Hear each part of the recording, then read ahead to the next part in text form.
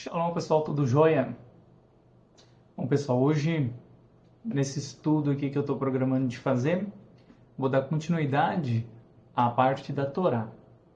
Eu já fiz a Torá, parte um, que fala sobre relação, né?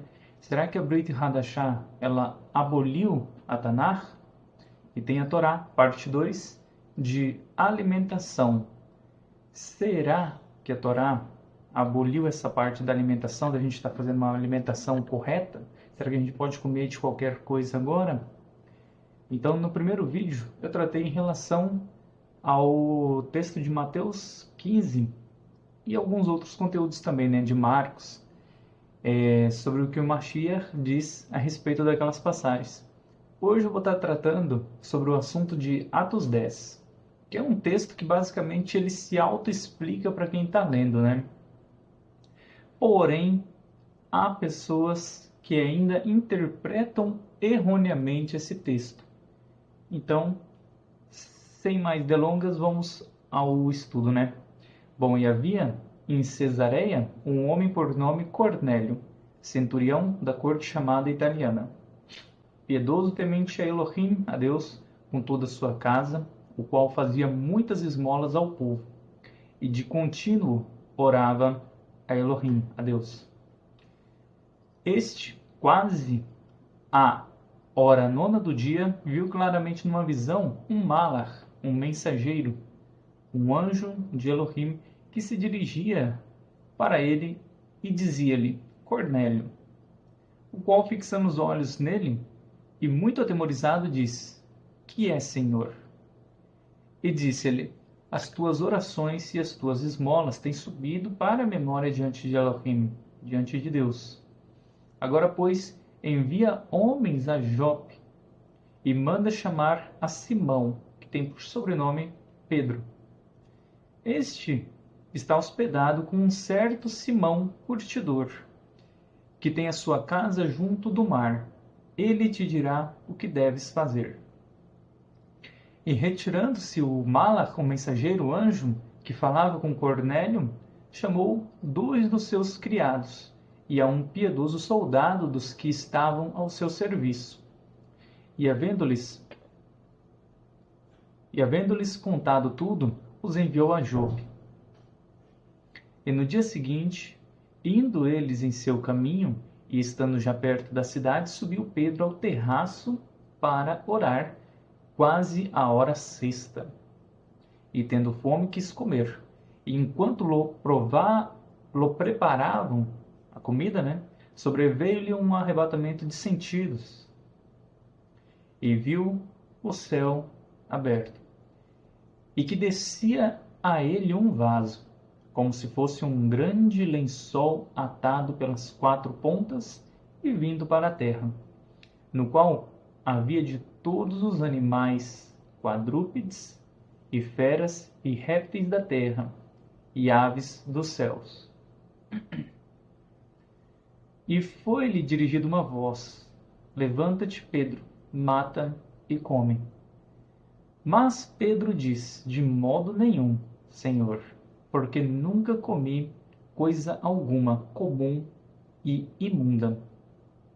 Que nesse texto, para comum, a gente fica às vezes muito em dúvida o que seria essa coisa comum ou coisa imunda, né? Eu já até tratei um pouco disso no primeiro vídeo de alimentação. Comum, cuja palavra ali é koinon, ele tem um sentido de, igual do texto ali de Mateus 15, que eles comiam um pão sem lavar as mãos. O pão por si é um alimento puro. Como, por exemplo, a carne de uma vaca é um alimento puro. Mas por eles não lavarem as mãos, ou seja, não seguir uma certa tradição humana, no caso, aquilo cerimonialmente estava impuro para ser alimentado, para se alimentar. Então essa é a definição de comum sobre questão de alimento. E um alimento imundo, cujo grego vai utilizar ali a palavra kartatos, que significa literalmente algo imundo, como por exemplo o porco. Ali, se a gente analisar o texto da Peshita da Tanakh, lá no livro, a Peshitta não, os textos gregos, né, da Septuaginta, lá do Tanar, a gente encontra lá em Levíticos 11 que o porco ele é definido como um animal imundo. A palavra que a gente vai encontrar lá, a kartatos. Então esse é o sentido de uma comida comum e o sentido de uma comida imunda. E olha que interessante, né? A gente vê que Pedro disse que nunca comeu coisa comum ou imunda. Se a gente viu que Pedro nunca comeu, fica claro ali nos textos, seja de Mateus, seja no livro de Marcos, ou seja no livro de Lucas, qualquer um dos livros, que Yeshua também nunca ensinou a comer. Bom, se o mestre Yeshua tivesse ensinado Pedro ou alguns dos discípulos a comer, seria óbvio nesse texto aqui que não haveria dificuldade para Pedro aceitar aqueles animais imundos e comê-los, né? Então, se há uma resistência de Pedro ali, significa que ele nunca foi ensinado a fazer isso. Então, fica claro por contexto que Mashiach nunca ensinou nenhum discípulo a comer coisas imundas. Bom, e uma segunda vez, né, ele disse a vós, não faça tu comum ao que Elohim, ao que Deus purificou. E aconteceu isso por 3 vezes, e o vaso tornou-se a recolher-se aos céus. Bom, estando Pedro ali duvidando, só um ponto aqui, né? Muita gente para a leitura aqui, ó. Não faça tu comum ao que Deus purificou. Muita gente já trava aqui a leitura e fala, acabou. Mas se Deus purificou a comida, o porco, então por que eu vou fazer desse porco comum ou imundo? Tá liberado. Só que não, né? O texto não acaba aqui. E como que a gente pode chegar numa conclusão do sonho de Pedro no versículo 15, se no versículo 7, olha o que acontece. E estando Pedro duvidando entre si acerca do que seria aquela visão que tinha visto, ou seja, se nem Pedro sabia ainda, não tinha um entendimento do que era aquele sonho, como que a gente vai parar no versículo 15 e dizer que a gente interpretou o sonho de Pedro? Não dá. Por isso tem que fazer toda a leitura, né? Eis que os homens foram enviados por Cornélio, por Cornélio, pararam a porta, perguntando pela casa de Simão. E chamando, perguntaram se Simão, que tinha por sobrenome Pedro, morava ali. E pensando Pedro naquela visão, Pedro ainda meditando, pensando naquela visão, disse-lhe Aruach, Espírito, eis que 3 homens te buscam. Levanta-te, pois, desce e vai com eles, não duvidando, porque eu os enviei. Quando a gente para interpretar o sonho de Pedro, a gente vê que,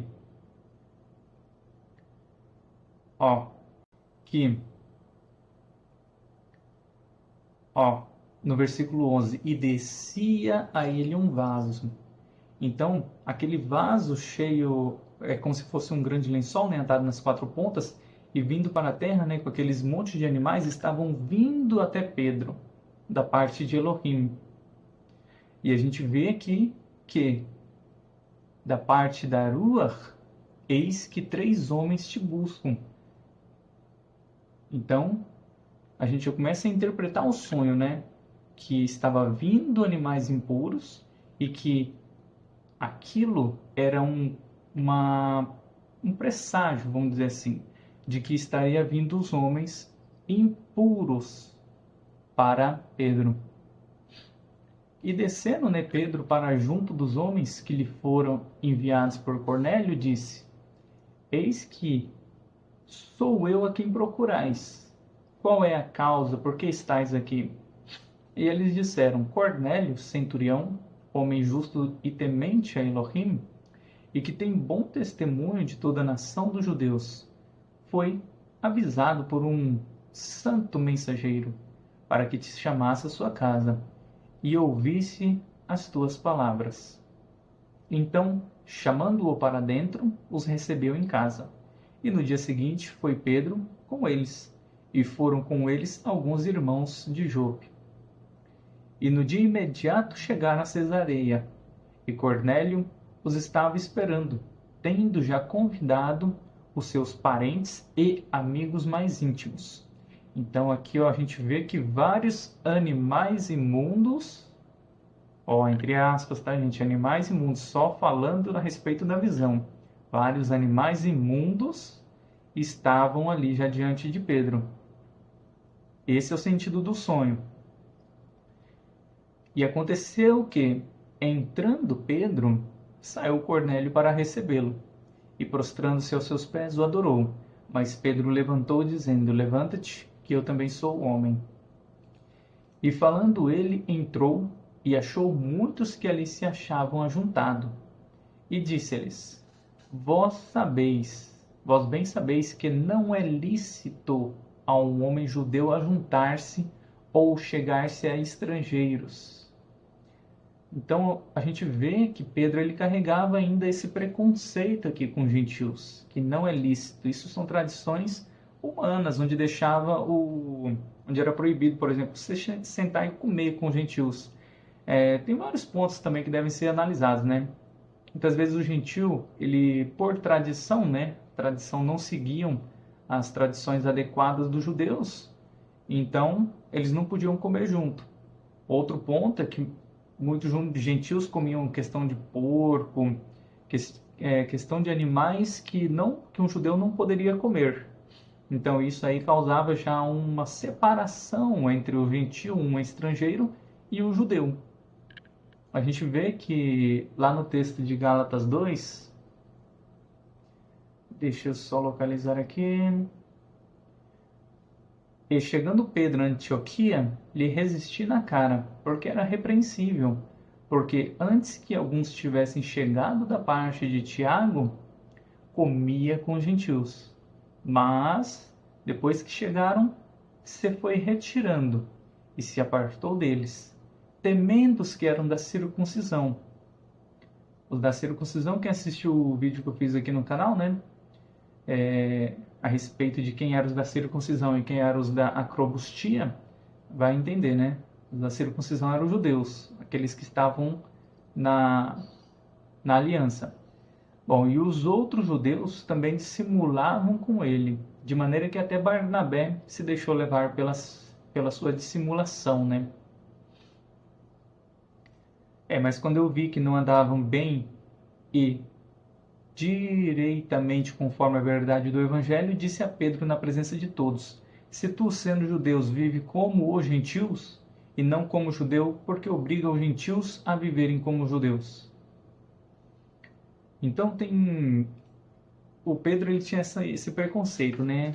Se não havia nenhum outro judeu perto, ele até que se alinhava ali junto, comia junto. Chegava outro judeu, ele se afastava já na hora, né?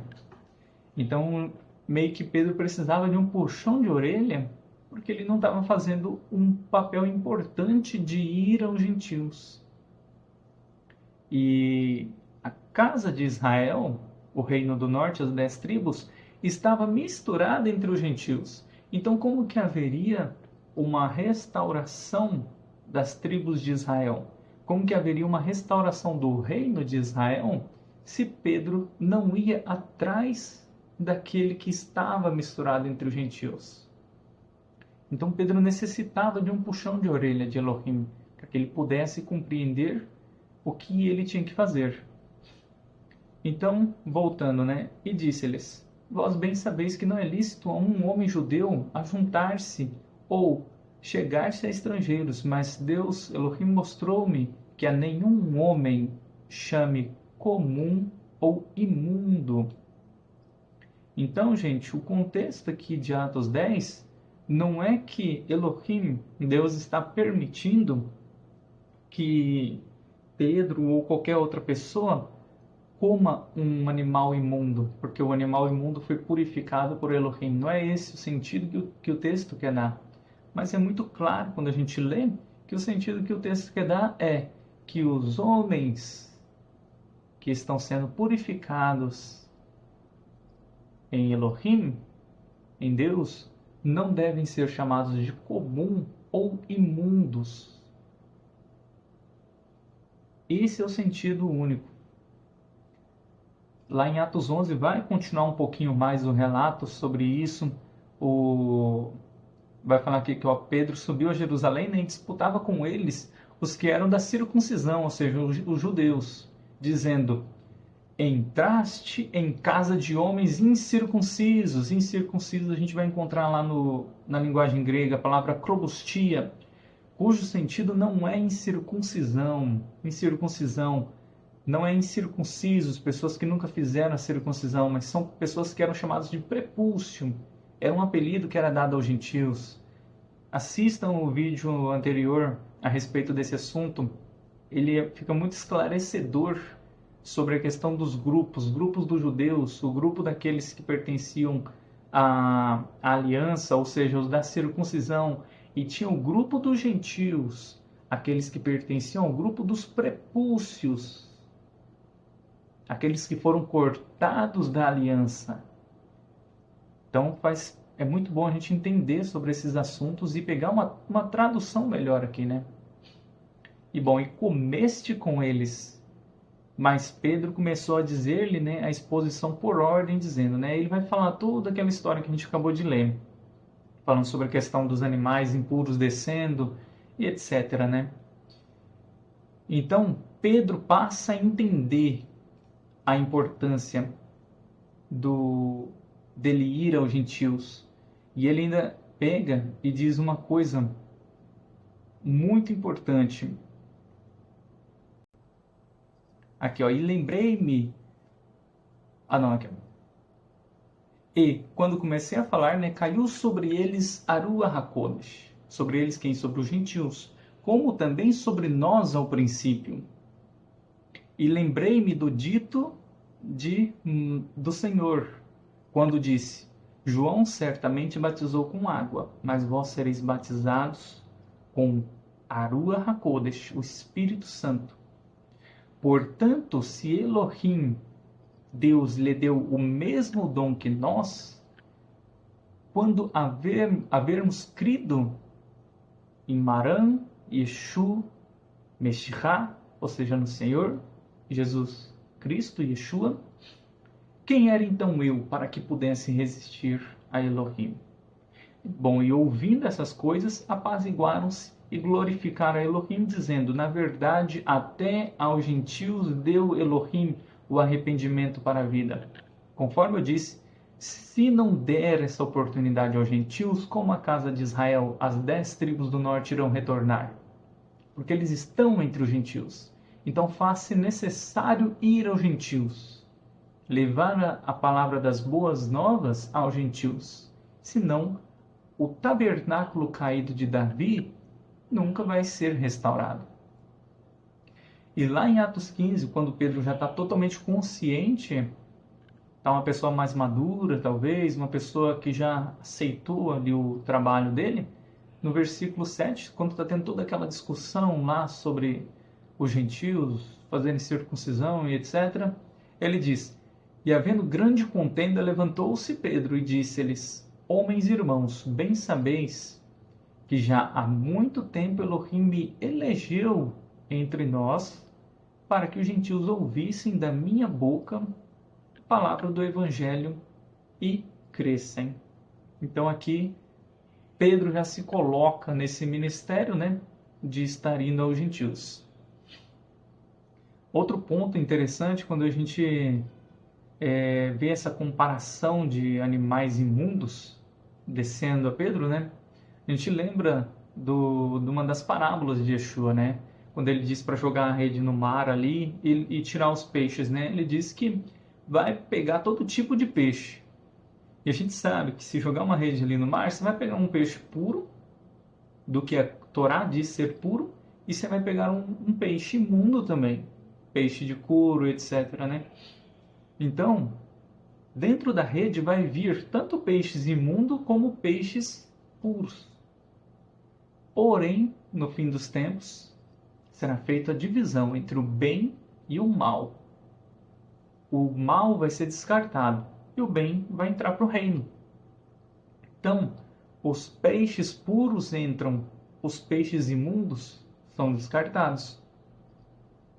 Então, tudo isso tem muita ligação. E como a gente pôde ver, né, Atos 10 não é uma liberação para se alimentar de animais impuros ou imundos.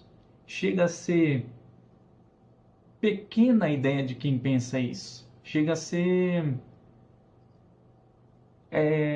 triste. Não sei nem descrever a ideia de quem pensa dessa forma dentro desse contexto, que é um contexto que é muito muito importante ali acontecendo com Pedro, e levam, parece que na brincadeira, achando que é uma passagem para a libertinagem de se alimentar com porco e coisas imundas. Não é. Então, pessoal, a parte de Torá, parte 3, eu acredito, alimentação, parte 2, fica por aqui. Volto num próximo vídeo para tratar de outro assunto. E muito obrigado por assistir. Toda Arabá. Shalom. Salvação, ó meu ser, veja a cruz, o seu pecado ele cravou em si, ó meu ser, veja a cruz, a sua salvação.